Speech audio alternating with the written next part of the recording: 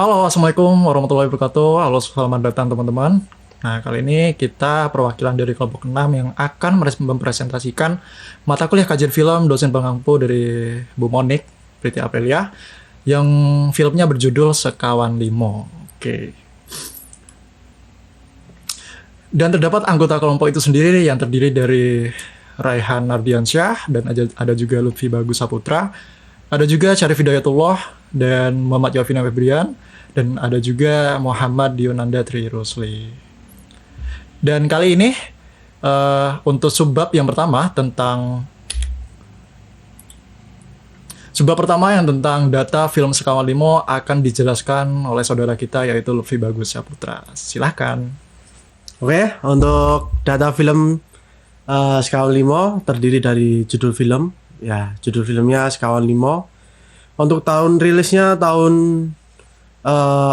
tanggal 4 Juli 2024, disutradari oleh Bayu Eko Muktito atau yang kita kenal sebagai Bayu Skak.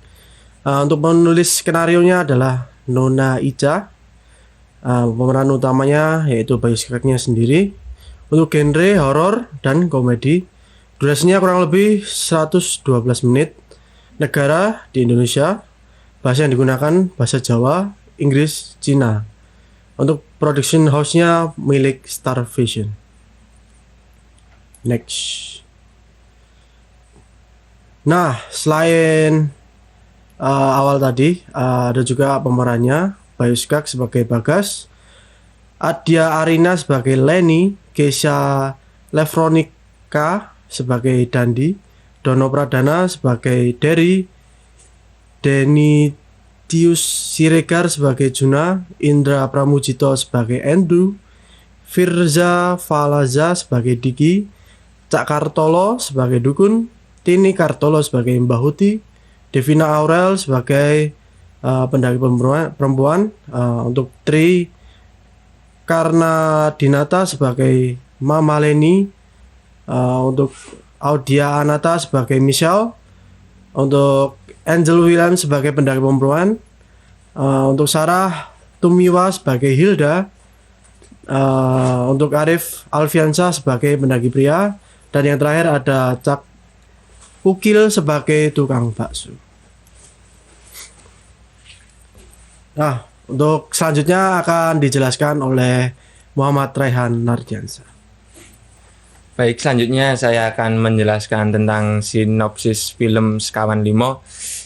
Ini tuh pada film Sekawan Limo ini menceritakan kisah 5 pemuda yang mendaki gunung Madiopuro namanya.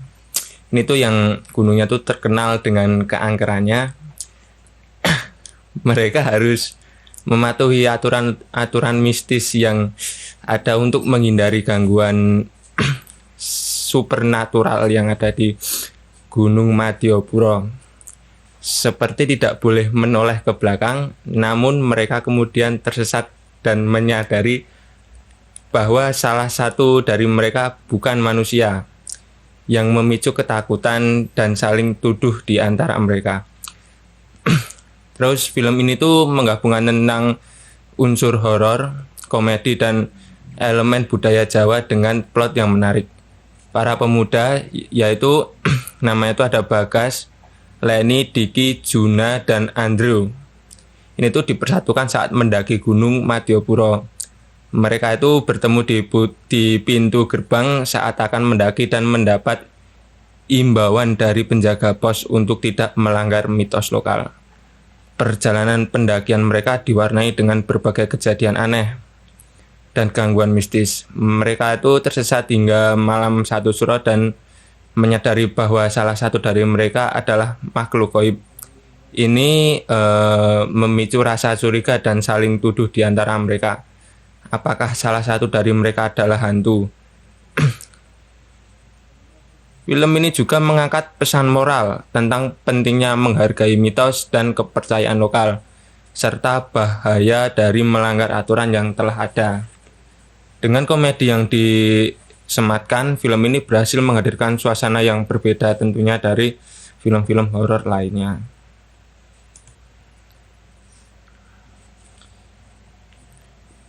Terus konsep Misalnya itu dalam mengkaji film Sekawan Limo kita akan merujuk pada konsep mitos.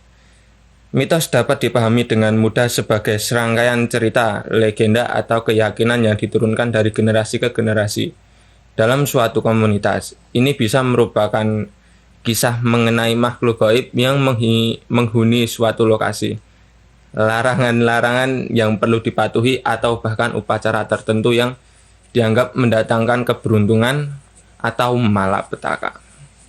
Dalam konteks film ini, istilah mitos berfungsi sebagai kata kunci utama untuk mengidentifikasi dan memahami elemen-elemen gaib untuk transendental yang terdapat di dalamnya. Setiap kali kita menyaksikan karakter yang ketakutan akibat melanggar aturan tak terlihat di gunung, atau ketika terjadi fenomena aneh yang berhubungan dengan legenda setempat, saat itulah kita menyaksikan cara kerja konsep dari mitos. Mitos dalam film ini bukan hanya elemen cerita, tetapi juga dasar yang menciptakan suasana, memicu peristiwa, serta membentuk perspektif karakter-karakternya yang ada terhadap realistis yang mereka hadapi. Oke, selanjutnya akan dilanjutkan oleh teman saya Muhammad Syarif Hidayatullah. Silakan. Oke, selanjutnya adalah alasan memilih film Sekawan Limo.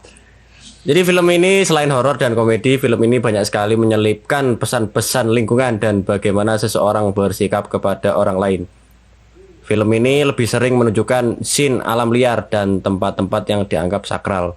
Secara tidak langsung, film Sekawan Limo memberikan pesan penting untuk menjaga kelestarian alam dan menanggung konsekuensi jika manusia merusaknya. Selain itu, film Sekawan Limo sering mengangkat mitos, legenda, atau kepercayaan lokal yang sangat kental di Indonesia. Oke, lanjutnya adalah teori. Yang pertama, fungsionalisme struktural atau mitos sebagai fungsi sosial. Mitos sebagai aturan penjaga keseimbangan. Di lokasi seperti gunung atau hutan yang dianggap keramat, biasanya ada cerita-cerita mitos tentang penunggu atau pantangan yang tidak boleh dilanggar. Mitos-mitos ini sebenarnya berfungsi sebagai sistem aturan tak tertulis atau tersirat. Tujuannya adalah agar manusia yang datang bersikap hormat, tidak merusak, dan tidak sembarangan. Mitos ini memastikan ada semacam perjanjian damai antara pengunjung dan penghuni gaib di tempat tersebut. Yang kedua, pelanggaran mitos. Teori kerusakan fungsi. Ketika para karakter Sekawan Limo itu melanggar mitos atau pantangan yang ada, misalnya berbicara kotor, meremehkan, berbuat onar, atau mengambil sesuatu yang bukan miliknya, itu artinya mereka telah mengganggu keseimbangan yang dijaga oleh mitos tersebut. Ibaratnya mereka telah merusak salah satu fungsi penting dalam sistem. Teori yang terakhir adalah kejadian horor. Itu teori upaya koreksi atau reaksi sistem. Munculnya hantu, kejadian aneh, atau musibah horor yang menimpa para karakter bukanlah sekedar efek seram belaka. Menurut teori fungsionalisme struktural, ini adalah reaksi dari sistem untuk mencoba mengembalikan keseimbangan yang telah rusak. Kejadian-kejadian ini berfungsi sebagai hukuman atau peringatan bagi para pelanggar agar mereka menyadari kesalahan, kembali patuh, atau bahkan menyingkir dari tempat tersebut. Ini adalah cara sistem dunia gaib yang diatur oleh mitos untuk mempertahankan fungsinya. Oke, yang selanjutnya akan dilanjutkan oleh Muhammad Dio. Silahkan. Serem banget bukan? Ini adalah film yang penuh dengan adegan horor, teman-teman. Jadi sebelum aku menceritakan atau menjelaskan analisis film dari adegan ini, dari film Sekawan Limo ini, aku mau sedikit cerita tentang BTS dari film ini. Jadi kebetulan semester 5 kemarin saya punya proyekan bikin film short film gitu, film pendek. Dan waktu kita mau syuting di hari H itu kita bertemu dengan volunteer untuk menjaga kamera yang kita sewa waktu itu. Dan dia itu salah satu lightning dari film Sekawan Limau. Nah, dia tuh menceritakan sedikit tentang adegan yang tidak ada di rekaman, tapi muncul pas editan dan film itu ditayangkan.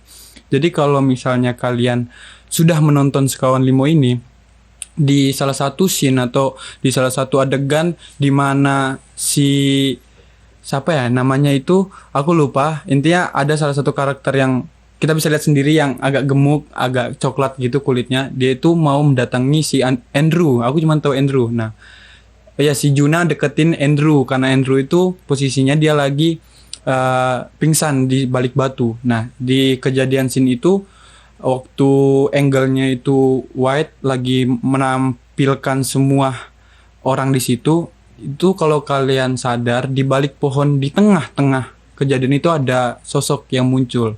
Karena sebagai pengamat film yang senang dengan film-film horor, saya menanyakan soal itu, apakah itu memang disengaja atau memang ada hal-hal mistis di dalam itu. Ternyata dijawablah oleh abang itu, kita nggak usah sebut namanya. Abang itu bilang memang di situ tuh tidak ada awalnya, tapi pas sudah praproduksi, editing, ternyata dia muncul. Dan itu filmnya menjadikan film Sekawan Limau bagiku tuh beneran seram gitu. Oke, baik, kita kembali ke topik di mana di sini saya akan menjelaskan analisis film dari adegan. Pertama itu ada pengenalan karakter dan konflik awal. Film ini dimulai dengan memperkenalkan 5 pendaki. Ya, di situ ada Bagas, terus ada Lenny, ada Diki, ada Juna dan Andrew. Pertama-tama itu adegan film itu tuh memang mereka tuh lagi di base gitu, sebelum mereka naik masih di base camp gitu. Terus mereka tuh mendapat peringatan dari penjaga base camp itu untuk tetap dalam rombongan genap. Awalnya mereka berdua memang di film itu. Ada Bagas sama Lenny. Terus dan pemandunya itu udah bilang jangan melihat ke belakang. Itu udah aturan dari film aturan dari pendakian di gunung itu. Terus peringatan ini itu menjadi fondasi cerita yang berhubungan dengan mitos dan ketegangan. Itu konflik awalnya. Terus di nomor kedua itu ada pengembangan konflik. Saat malam tiba tuh muncul teror mistis yang mengganggu pendakian mereka nih, yang mempresentasikan trauma masa lalu masing-masing karakter.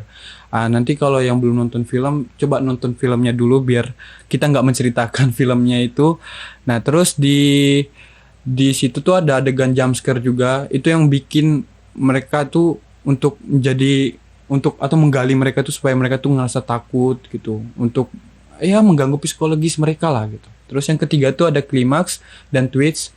Itu dimana itu puncak cerita terjadi saat malam satu suro, dimana semua karakter harus menghadapi kenyataan dan ketakutan terbesar mereka. Plot twistnya itu terungkap, ternyata salah satu dari mereka tuh adalah hantu yang tidak mereka sadari.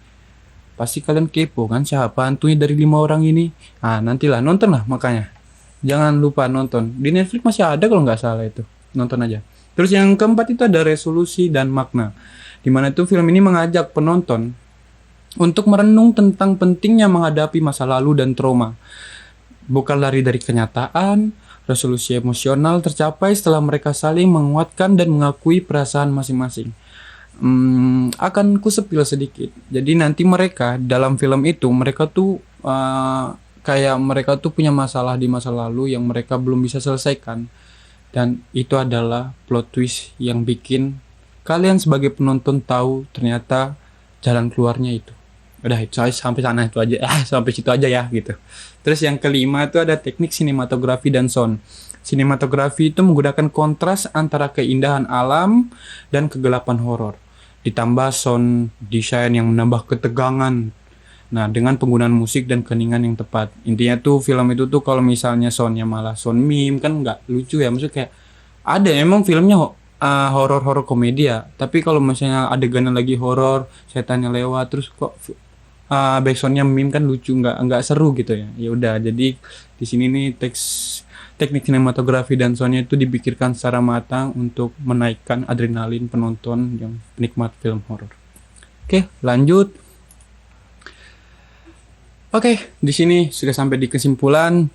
Kesimpulan akan dibahas oleh Mas Febrian. Waktu dan tempat dipersilahkan. Oke, terima kasih Mas Dio. Jadi Waduh, kepencet. Sorry. Belum ya? Ya, maaf, Belum, maaf, oke. kepencet. Sorry. Oke, untuk kesimpulan film horor komedi Sekawan Limo ini yang pasti adalah berdasarkan analisis ya, film Sekawan Limo ini kami simpulin kalau film ini tuh bukan menghadirkan hiburan semata, tapi juga horor, ada kombinasi horor dan juga komedi.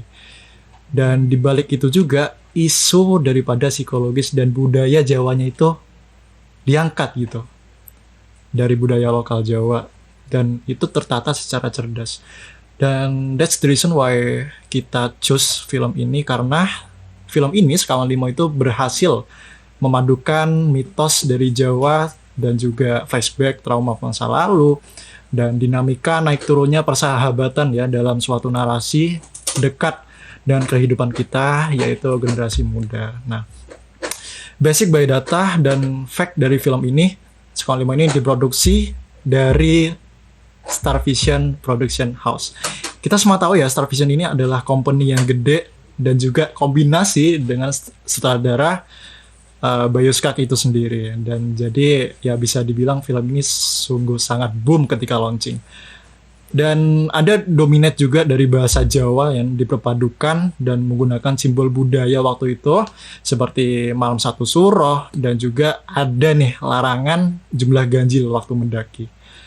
Dan basic by theory, kami gunain pendekatan dari teori semiotika dengan psikologi film yang dimana itu melihat bagaimana tuh simbol-simbol mistis dalam film Sekawan Limo ini mempresentasikan ya tekanan dalam batin dan juga konflik personal dari setiap karakternya, dari setiap aktornya yang sudah diperankan. Nah, dan juga melalui sinematografinya ya juga nggak kalah bagusnya alur ceritanya, mulai dari simbolismenya. Nah, Sekawan Limo ini mampu menyampaikan pesan bahwa ketakutan terbesar manusia seringkali berasal dari dalam dirinya sendiri. Nah, maka dari itu, film ini bisa menjadi contoh bagaimana horornya lokal ini bisa dikembangin tuh dengan nilai-nilai komedi budaya yang segar dan